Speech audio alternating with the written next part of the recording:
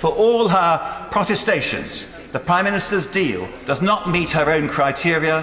Her negotiations sadly have resulted in the punishment deal which she feared.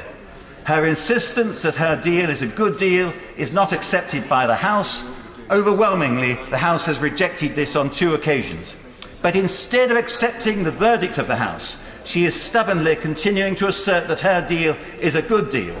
And now she's holding a pistol to our heads by threatening that we will lose Brexit altogether.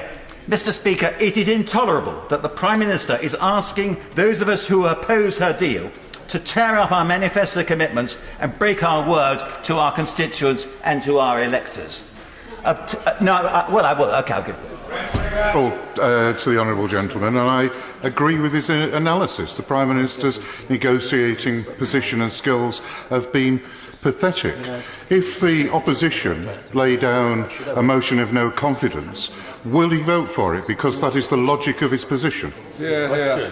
Well, frankly, I would seriously consider that issue because it seems to me that I expressed no confidence in the Prime Minister when we had a vote within our own parliamentary party, and my considered opinion now, Mr. Speaker, is that were a similar vote to be held, the Prime Minister, there would be an overwhelming vote against the Prime Minister and an expression of no confidence in the Prime Minister. So one then thinks about the logical extension of that, and I'm not going to make any promises to the honourable gentleman now, but obviously it would need the leader of the opposition, essentially, to initiate such a move. And then, obviously, I think people on this side who feel that they are being betrayed will actually look carefully at the implications flowing from that. Obtaining a parliamentary majority for the Prime Minister's deal is now beyond reach. It is pure fantasy to think otherwise. The Prime Minister's deal doesn't even satisfy the requirement for which the Prime Minister herself voted of replacing the backstop.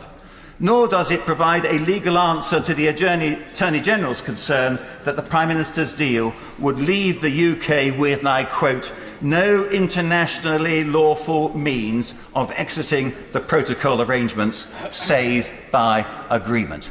Who would want to sign up to that? It means that we have less ability to leave the agreement than we have at the moment to leave the European Union. How can the Prime Minister think that we are seriously going to support that?